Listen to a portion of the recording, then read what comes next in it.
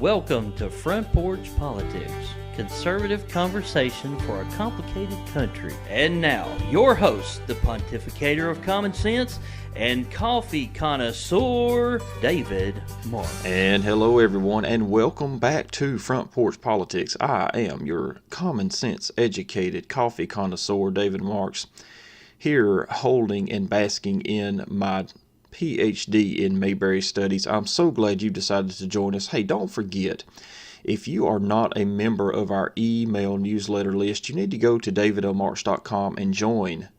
You need to stay in touch with the podcast and upcoming events and news stories. We will make sure that you do so by joining the email list. And right now, those who join and subscribe are entered in to win some free gear. So we want to make sure that you have an opportunity to do so.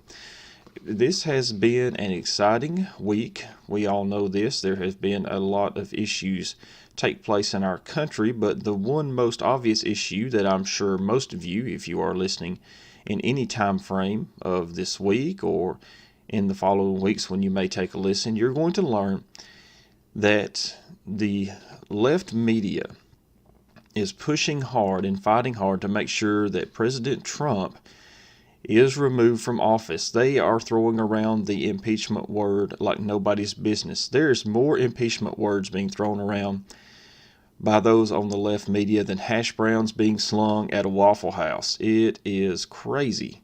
Now, the reason why they're doing this is because we are starting to get leaked information and some published information from Robert Mueller. I guess that's how you say his name, Mueller. It's a Russian probe. And here we're going to cover that on today's podcast. We're going to dive into that. But before we do, I want to play a clip from you that I would like for all of you to remember. Bring this clip back to your memory. This is Rod Rosenstein's indictment press conference back from during the summer. And I want you to listen closely to what Mr. Rosenstein says about the indictments that have been handed out. There's no allegation in this indictment that any American citizen committed a crime. There's no allegation that the conspiracy changed the vote count or affected any election result. Did you hear that? Do we need to play it again? Because if so, we can. I want you to remember that there was no American who was indicted. There was no American who was convicted of a crime, and there was no indication, he said, that a vote count had been changed. However, if you listen to any of the media today, they are constantly telling you that President Trump stole the election from Hillary Clinton. She's this poor victim, and that she just had the election ripped right out of her hands. Now, the reason why is because you're seeing news agencies like the Huffington Post, the New York Times, the Washington Post, MSNBC, CNN, and the Daily Beast, and Vox, and several others who are simply pushing the narrative that, aha, we have him. We finally have President Trump in our crosshairs, and he must be impeached. He has committed crimes. Okay, if you are a common sense person, number one, you're probably like me, and you're starting to feel like we have a very unstructured, two-tiered justice system in our country. Because we know that if you and I, just the common taxpayer, everyday taxpayer, were to commit the crimes by some of those who work for the government in high positions, they would quickly, and I mean quickly, find a guilty verdict on us, and they would lock us away. However, there are those who are in the deep state who are getting away with everything, and no one is calling it into question. Now, this is probably why 72%, and this is in a national poll, but 72% of the American people absolutely do not trust the media. And that number may even be higher now. It's also probably why 62% believe that the media is biased. And there is no doubt, I'm sure bias takes place on both sides. We all know that Fox News is a more conservative news outlet, although they do allow people like Juan Williams and Geraldo Rivera, who will just spew garbage a lot of times, but they still, I don't understand why Juan Williams still works there. He just vomits garbage every day and things that he says, which are typically not true a lot of times. He just makes it up, or he pushes some kind of narrative he's probably being fed by MSNBC or CNN. However, if you do a Google search, and you can do this on your time, if you're out walking, listening to the podcast, don't do it while you're driving, please. Make sure, 10 and 2 and stay focused. But if you're at some point in time in front of a computer or you're on your smart device, here's what I recommend for you to do. Just type in Trump and Cohen or Trump and collusion and see what comes up under the news headlines from any of those news sources, because they're constantly going to tell you President Trump needs to be impeached because he has committed certain law. They'll have something listed. So let's dive into what is exactly taking place with what Robert Mueller is finding and how Paul Manafort is tied to that and what this has to do with Russian collusion, shall we? Now, here's what we have been told and what has been stated by the Mueller investigation. Paul Manafort lied about the in-text to his contacts with Russia. That's what we have been told. We've also been told that he has lied about a contact who had ties to the Russian military intelligence agency accused of hacking into the DNC servers. So, first of all, it is important to note, if you go back and you read Rod Rosenstein's indictment hearing, or if you listen to it, then we know that John Podesta's emails were not hacked. He fell prey to a process called spear phishing, to which he freely clicked on links in emails and gave up his information. Now, yes, the information was then taken after spear phishing took place, but he wasn't hacked. The DNC servers were hacked, but here's the funny thing about that. Those DNC servers that were hacked were never turned over to the FBI. Makes you kind of wonder what was on those servers that they didn't want anyone to know that they had. Now, that led to, and before I get to that led to the publishing of emails from John Podesta and others on sites like WikiLeaks, and that was during the 2016 campaign. Paul Manafort also continued to stay in touch with the White House. They are now saying, this is part of Mueller's review and what he's coming out with, that Paul Manafort continued to stay in touch with the White House long past. Now, let me tell you exactly how they have this written, and this is why it's important, because words do matter in indictments and in any kind of testimony or anything else. If you don't believe that, just ask anybody, like Mike Flynn, who cost him everything he had. So according to Robert Mueller, Manafort stayed in touch with White House officials. Keep that word in mind, officials, long past the point that they knew of his indictment and his possible perjury. Now, CNN's Caitlin Palance and Marshall Cohen have written, quote, "The document also contained the stunning disclosure that Mueller can show, including with text messages, that Manafort was in contact with the Trump administration officials early this year, even after he was indicted in late 2017. Notice that nowhere in what Mueller has produced or nowhere in what the reporters can show does the name Donald Trump specifically named. Nowhere is Donald Trump specifically listed, but it does list White House officials, and it will list the Trump administration officials. Now, you may ask, why is this important? Because we do know there are those in the Trump administration and there are those working on White House staff who may be White House officials who are anti-Trumpers. We also know that the DNC tried to embed at least 5 spies into the Trump campaign. So for this report to come out from Mueller to say Manafort had contact with someone, number one, it doesn't list that he had contact with President Trump specifically. And number two, it doesn't list the people who he had contact with, who could have been people who were never Trumpers. They don't want Donald Trump as president anyway. So let's just continue with this. The U.S. Attorney's Office for the Southern District of New York has filed a sentencing memo as part of its criminal investigation and grand jury probe into Michael Cohen's personal business dealings. Now, I know we have switched from Paul Manafort to Michael Cohen, and here's why. Because that's the two names that the left media is screaming, aha, here's the smoking gun, here's the reason why we know Donald Trump had collusion. So, these two names that the media is throwing out there and that have been listed as part of this story and that's why we try to give you the best factual information we can. So these two names, both Paul Manafort and, of course, we have Michael Cohen. Michael Cohen is not in trouble for what he did with Donald Trump, according to the New York District Court, the Southern District Court.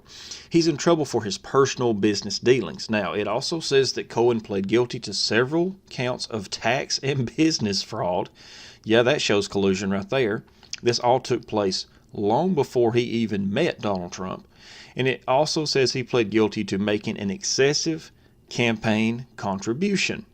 Now, this is where they're trying to make the tie to Donald Trump, that Donald Trump has committed a felony. If you do any kind of research and you look at any kind of article, every one of them state Donald Trump commits felony. Donald Trump commits felony.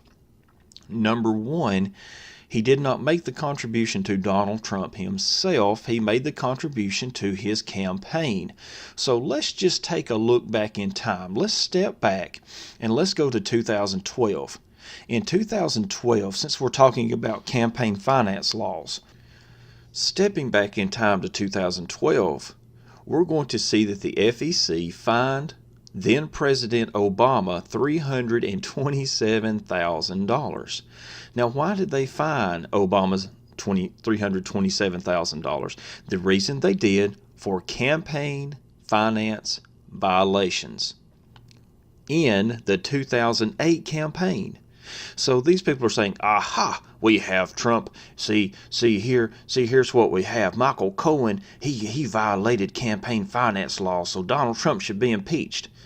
That's what the left media is spewing right now. However, how many of you remember them calling for President Obama to be impeached in 2012 because of his highest ever fine on campaign finance violations? That would be zero, because to the left-wing media, President Obama was a sweetheart, and they just could not touch him. Oh, nobody was as smart or as intelligent or a better leader than Obama. And that's how they treated him. This is why people do not trust the media. Now let's continue this a little further.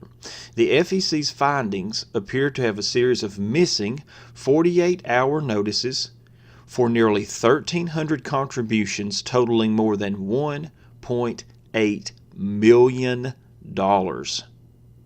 That's why he was fined so much. So what they're trying to do here is say Michael Cohen paid off two women that apparently had affairs with Donald Trump. And because of this, Trump should be removed from office because he was the cover man. This was a campaign violation. Now, number one, as a citizen, you can pay someone to protect your family. You can do it. It's just the law.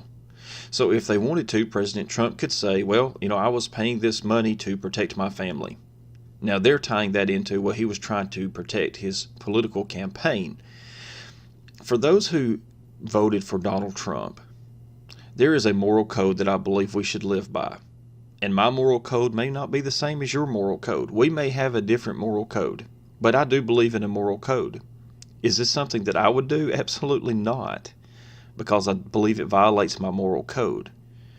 But for Donald Trump and those who voted for him, they did not vote for him on his moral code. Yes, we do wish that this had not taken place. And it is kind of surprising to me for those on the left who want to spew this to just completely ignore Bill Clinton and all the affairs that he had and everything that he was guilty of. But that group of people voted for Donald Trump not because of his moral code, but because of the ideas that he was telling us he had for America. That he wanted to make America great again. He wanted to bring back jobs. He wanted to have a strong border. He wanted to stop illegal immigration, and he wanted a strong military. He wanted to show support for police officers. He wanted to stand for conservative values, and if you want to take it a step further, he wanted us to be able to say Merry Christmas without being crucified in public. Those people who voted for Donald Trump did it because they wanted to see America be brought back to the glory days that it once had, and that's why his slogan, Make America Great Again, became so popular with his followers. Now, we all know that they had already attacked Donald Trump's moral code, if we can say that, with videos like the one from Billy Bush and the Hollywood Access video. So for the media to think that these two paid-off women are going to be what turn people away from Donald Trump if they're one of his supporters, they're absolutely wrong. They're not going to turn away from him because of this. And it also just strikes me very strange that while we may be looking at between $100,000 and $200,000 in payments, President Obama did not file $1.8 million. $1.8 million. And no one in the media ever questioned whether or not he was fit to lead or he should be in office. They praised him. They kissed up to him every day. So, back to this. If President Trump had directly told Michael Cohen, you go pay those ladies off out of my campaign or for my campaign, and you keep them quiet, where does that leave us? Where do we stand? Well, if you listen to MSNBC or CNN or the Huffington Puffington Post or the New York Times or the Washington Post or any of that liberal toilet paper that's being printed every day, they're going to tell you that that's impeachment hearings. There's even a representative from California who I saw on an interview yesterday who said, oh yeah, well, we're going to impeach him. This is what we got to do. Don't you see the law? And the interviewer's like, where's the smoking gun? Hey, well, this is just impeachment. This is impeachment hearings. We should take him out of office. So let me just give you the facts. Congress could decide that a campaign violation constitutes high crimes or misdemeanors for which a sitting president could be impeached. If, and this is a big if a majority of the House of Representatives votes to impeach the president. And I think that's coming down the line. There is no doubt about it, because you've got to remember, little Miss Socialist needs to go to Cuba. Alexandria Ocasio-Cortez threw out this week in a tweet that she's going to have the indictment and she's going to have the subpoena power. You just wait till January. That's what she told Donald Trump Jr. I will have the ability to have you subpoenaed. This House, led by Nancy Pelosi, most likely is going to try to impeach President Trump. That's coming down the line. Americans might as well be ready for it. However, if the House, decide to impeach him, that does not constitute a removal of office. Because then a 2/3 majority of the United States Senate, trying the impeachment under the supervision of the Chief Justice of the United States, has to agree that President Trump must be removed. So first you've got to have the House vote for it, which I think they will, and I think it would pass. Then it has to go to the Senate, where 2/3 of the senators have to vote to impeach him and to remove him from office. Now, we all know, if you are of my age or you're the millennial generation, if you are of that generation, you remember President Bill Clinton? Guess what he was? Impeached. Guess what he was not? Removed from office. You're going to have the same scenario, and I do believe that to the Republicans who decided to impeach President Bill Clinton, I think that backfired on them. I really do. I kind of don't want to give this information, but since there's probably not many liberals who are actually going to be advising Alexandria Ocasio-Cortez or anyone else, I think it's safe to do so, because you and I share the same information with common sense. If they impeach President Trump, this will backfire on them, and it will set the stage for 2020, because we're going to be wrapped up in this whole impeachment hearing for time and time and time again, and it will backfire on them. Wait and see. That's why I think Nancy Pelosi will be slow to pull the trigger on this, because she knows she will never get it pushed through the Senate. If the election had went different in 2018 and the Democrats had won both the House and the Senate, I think you may see a locomotive come busting through with an impeachment hearing. However, Nancy Pelosi is a very astute politician. Now, she sounds like a buffoon when she gets in front of a microphone, but she is going to play the game of politics, and that's why I think she'll hold it up. Now, there's going to be those like Alexandria Ocasio-Cortez who want to destroy our country.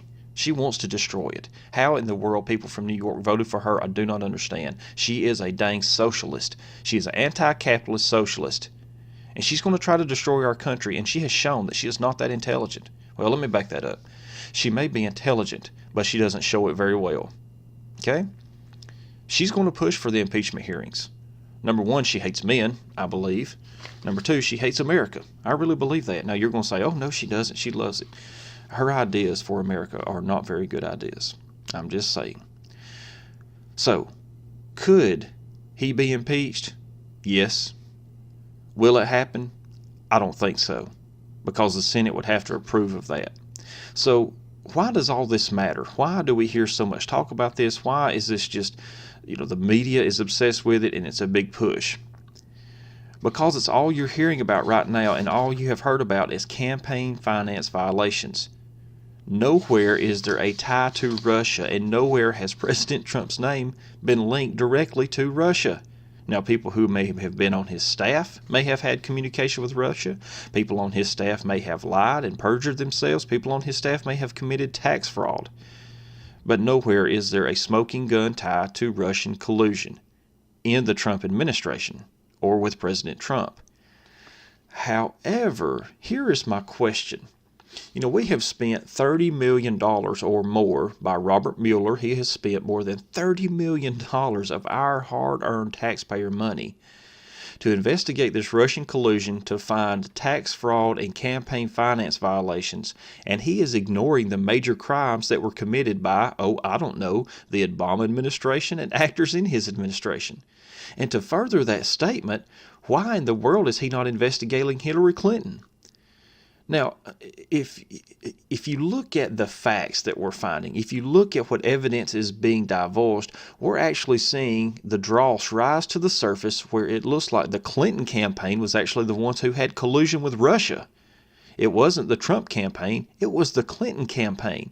They were the one embedding spies, paying for dossiers, and having people just make stuff up. But yet Robert Mueller never goes after them.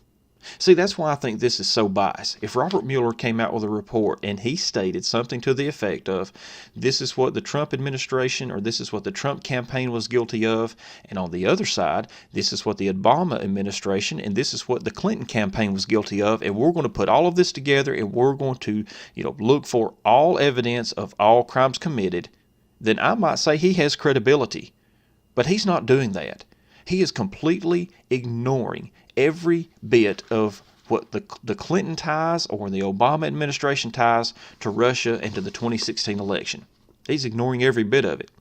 So if you want to know about the Mueller and the investigation and what I'm talking about, let me just give you a few examples. These are those who were state actors or were campaign actors for the Hillary Clinton campaign and the Obama administration during the 2016 election. Bruce Orr. Well, what about Bruce Orr? He failed to disclose that Fusion GPS was paying his wife, number one, and he did not fully report the nature of his work performed in financial disclosure reports. That's a violation of the law. He willfully was filing a false government document, and that is constituting under the government law a crime, specifically 8 U.S.C. United States Code 1001. It's also against the law to use a public official for a personal finance gain, and he was using his office for a gain. Now, this runs afoul of the federal bribery and gratuitous statutes, 18 U.S.C. 201B and 18 U.S.C. 201C. And it's also a violation of the Honest Service Fraud Statute, 18 U.S.C. 134.6. These are serious felonies. Bruce Orr, no collusion. They're not looking for it. Robert Mueller, why are you not looking for Bruce Orr? Well, let's continue on. Christopher Steele.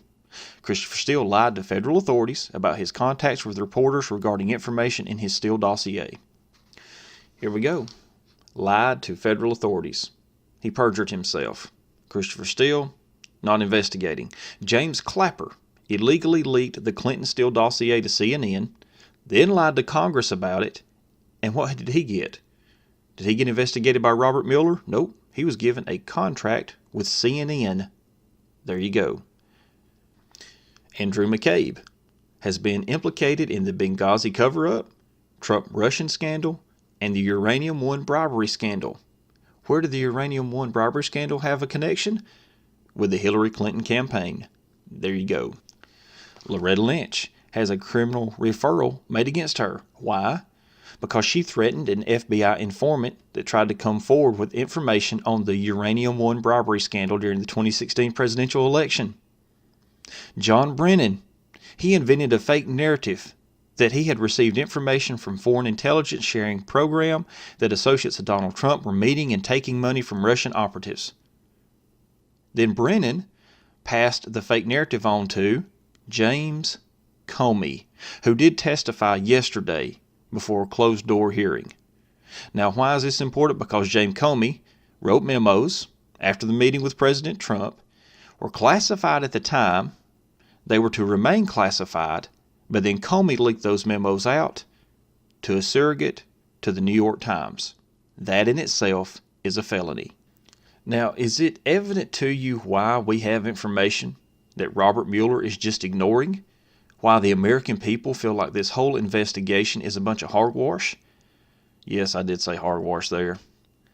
The reason is because the facts that we already know of high crimes and felonies being committed, Robert Mueller is not batting an eye at that. The media is covering this up, they're laying low, and no one's wanting to talk about it. Everyone treats James Comey like this superhero who's saving our democracy. And we're a constitutional republic. I just got to throw that in there. But the whole time that Robert Mueller is conducting this Russian, collusion investigation, we actually have evidence of conspiracy and collusion with the Russians, and he absolutely ignores it. To me, that doesn't make him a government investigator. That makes him a colluder himself. You know what we should as the American people, I don't know if this is actually something that can be done, but if you're a legislator and you're a conservative and you're listening to this, let me make a plea with you. Indict Robert Mueller. Indict him. Investigate Robert Mueller. Investigate him and every one of his attorneys, because they are obviously covering something up. They are obviously trying to hide something, and they're protecting people. Who's one of the people? If we just say, well, who are they protecting? If that argument was made, who do you think that Robert Mueller's protecting? James Comey. He's protecting James Comey, and James Comey's parading around with this smirk on his face like he's just pulling the wool over the Americans' eyes, and he's getting to walk scot-free. And guess what? He is.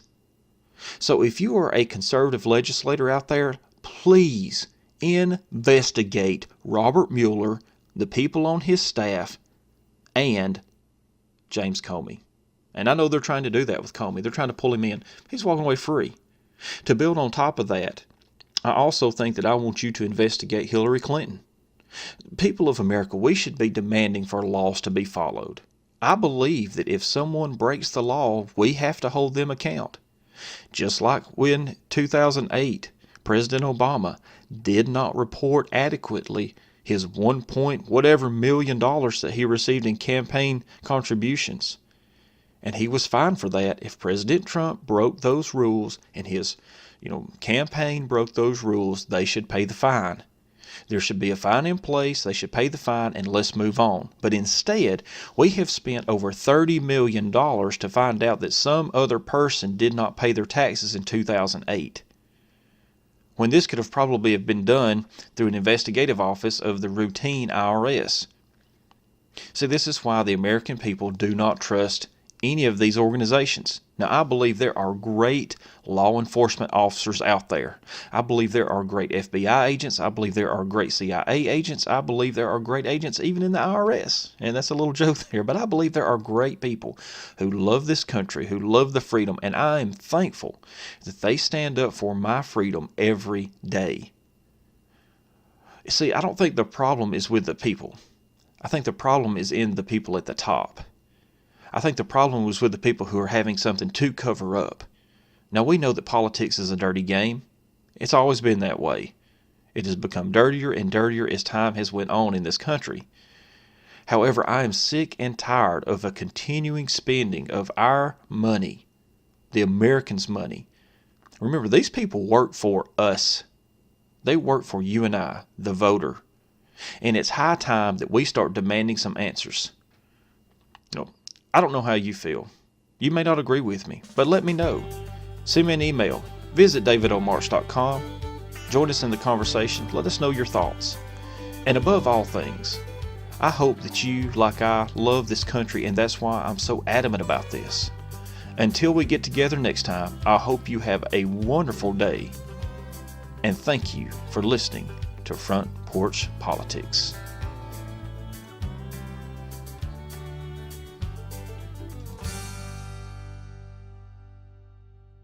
Thank you for listening. For free resources, additional podcasts, and to join the Front Porch newsletter, please visit davidlmarks.com.